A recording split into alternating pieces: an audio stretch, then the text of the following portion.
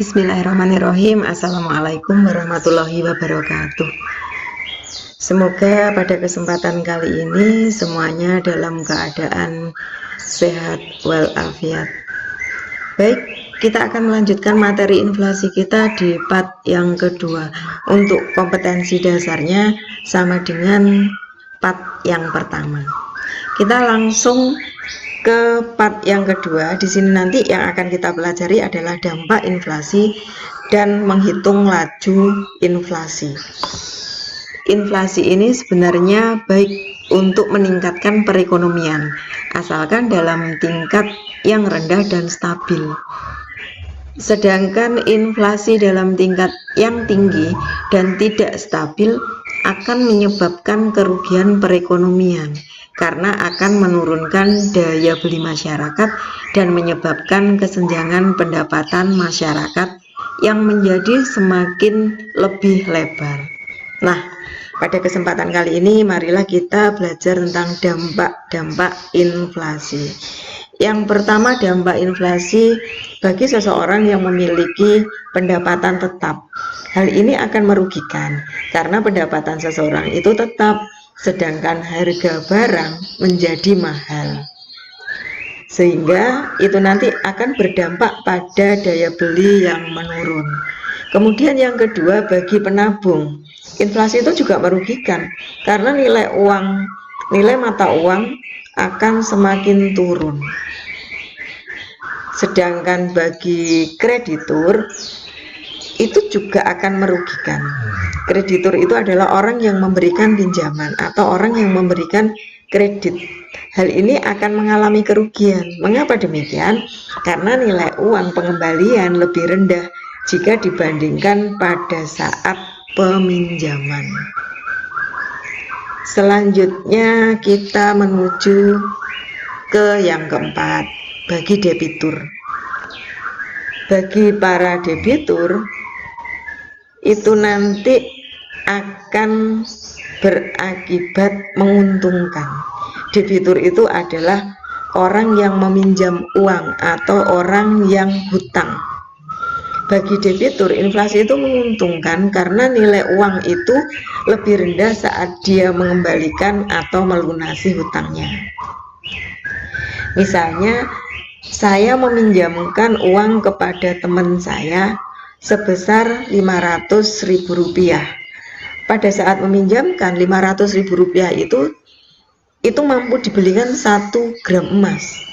Nah, setelah 2 tahun kemudian peminjam itu mengembalikan kepada saya, dan setelah 2 tahun itu ternyata uang Rp500.000 itu tidak dapat dipakai untuk membeli emas 1 gram. Maka kita akan rugi, tapi bagi orang yang meminjam itu akan merasa diuntungkan. Selanjutnya, bagi produsen, inflasi itu dapat menguntungkan jika pendapatan yang diperoleh lebih tinggi daripada kenaikan biaya produksi. Jika hal ini terjadi, produsen akan terdorong untuk melipat gandakan produksinya. Namun jika inflasi itu menyebabkan naiknya biaya produksi hingga pada akhirnya akan merugikan produsen, maka produsen juga akan enggan untuk meneruskan produksinya. Sedangkan bagi perekonomian nasional itu nanti investasi bakal berkurang, mendorong naiknya tingkat bunga, mendorong penanaman modal yang spekulatif, menimbulkan kegagalan pelaksanaan pembangunan, menimbulkan ketidakpastian keadaan ekonomi pada saat yang akan datang, menyebabkan daya saing produk nasional berkurang, menimbulkan defisit neraca pembayaran, serta merosotnya tingkat kehidupan dan kesejahteraan masyarakat. Selanjutnya kita sampai di menghitung besarnya laju inflasi. Nah, dalam penghitungan besarnya laju inflasi ini dapat dilakukan dengan 2 cara. Yang pertama dengan menggunakan indeks harga konsumen atau IHK. Beberapa waktu lalu kita sudah belajar tentang indeks harga.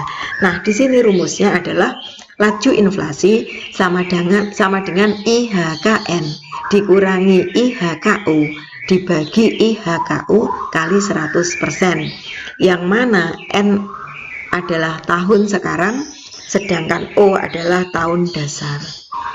Kemudian yang kedua, dengan GDP deflator. Kita juga sudah mempelajari GDP deflator sebelumnya. Nah, rumusnya laju inflasi sama dengan GDP deflator N dikurangi GDP deflator O dibagi GDP deflator O kali 100%. N adalah tahun sekarang dan O adalah tahun dasar. Adapun perbedaan IHK dengan GDP deflator adalah sebagai berikut. IHK merupakan indeks yang mengukur harga rata-rata hanya dari barang dan jasa yang dikonsumsi oleh rumah tangga saja. Sementara itu, GDP deflator itu memperhitungkan semua barang dan jasa yang dihasilkan perekonomian, termasuk barang yang dibeli oleh pemerintah dan sektor usaha. Yang kedua, penghitungan IHK termasuk barang yang diimpor dari negara lain. Sedangkan penghitungan GDP deflator hanya terdiri dari barang dan jasa yang berasal dari dalam negeri saja. Contohnya peningkatan harga handphone Samsung yang dibuat di Korea dan dijual di Indonesia akan mempengaruhi besarnya IHK, tapi tidak mempengaruhi GDP deflator. Yang ketiga, penghitungan IHK hanya menggunakan harga barang atau jasa tertentu saja selama yang jenisnya sama untuk beberapa periode. Sementara itu, GDP deflator itu mengukur rata-rata perubahan harga barang dan jasa secara keseluruhan atau istilahnya secara agregat. Nah, kita sampai ke contoh satu, langsung ke contoh ya. Perhatikan indeks harga konsumen yang ada pada tabel ini. Berdasarkan tabel di samping, inflasi tahun 2008 adalah titik-titik. Kalian disuruh memilih satu di antara 5 jawaban ini. Maka dari tabel berikut kita akan mengetahui bahwa tahun yang dicari adalah tahun 2008. Maka ini dianggap sebagai IHKN. Besarnya IHKN tahun 2008 adalah 114. Nih 114. Terus kemudian tahun dasarnya, maka tahun dasarnya diambil dari tahun sebelumnya, yaitu tahun 2007 sebesar 109%. Sedangkan rumus laju inflasi sama dengan IHKN dikurangi IHKO dibagi IHKO kali 100%. Sehingga laju inflasi bisa dihitung sebagai berikut. 114 dikurangi 109 dibagi 109 kali 100%. Kita kerjakan dulu yang ini. 114 dikurangi 109 sama dengan 5 dibagi 109 kali 100% sama dengan 0,458 kali 100% sama dengan 4,59%. Berarti jawabannya adalah C. Kemudian contoh yang kedua, diketahui pada tahun 2018 besarnya GDP deflator yaitu 200. Sedangkan pada tahun 2019 sebesar 250. Hitung laju inflasi tahun 2019. Maka kita bisa mengetahui bahwa GDP deflator N yang dicari berarti yang tahun 2019 sebesar 250. Sedangkan GDP deflator O berarti tahun sebelumnya adalah 200. Laju inflasi sama dengan GDP deflator N dikurangi GDP deflator O dibagi GDP deflator O kali 100%. Maka jawabnya 250 dikurangi 200 dibagi 200 kali 100%. Sama dengan 250 dikurangi 200 sama dengan 50 dibagi 200 kali 100%. Sama dengan 0,25 kali 100%. Sama dengan 25%. Selanjutnya contoh yang terakhir adalah contoh 3. Diketahui pada tahun 2018 besarnya GDP deflator yaitu 110.